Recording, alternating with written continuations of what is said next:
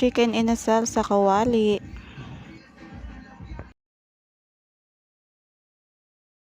Magmamarinate tayo ng manok. Hiniwa ko lang ng ganyan, parehas sila. Maglalagay na tayo ng toyo. Oyster sauce.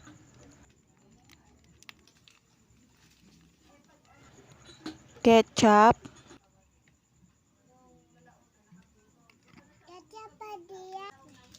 Bawang, hiniwa ko lang ng maliliit.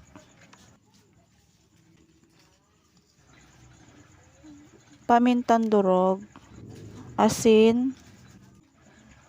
Kalamansi, 4 na piraso lang. Halu-haluin lang. Malinis naman ang aking kamay, naghugas na ako. Nilagyan ko nga rin pala ng 1 kutsarang asukal, hindi ko lang nasama sa video.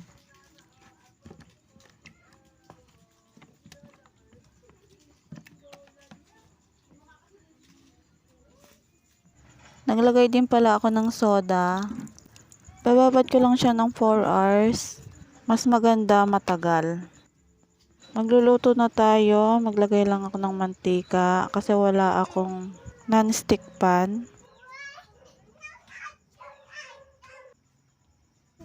Piprito ko lang ito ng saglit.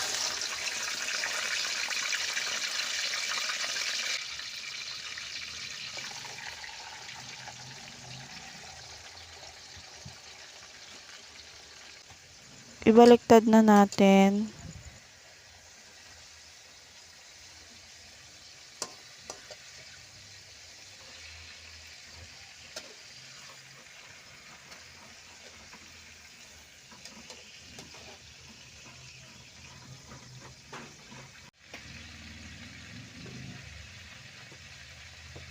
Pag okay na yung pagprito, ilalagay na natin yung pinagbabaran kanina.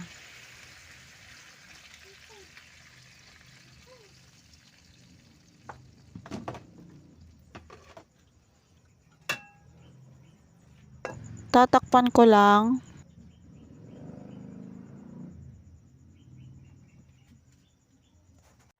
Patutuyuin lang yung sabaw.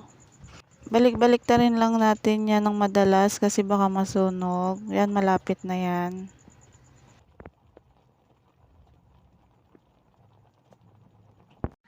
Luto na, kain po.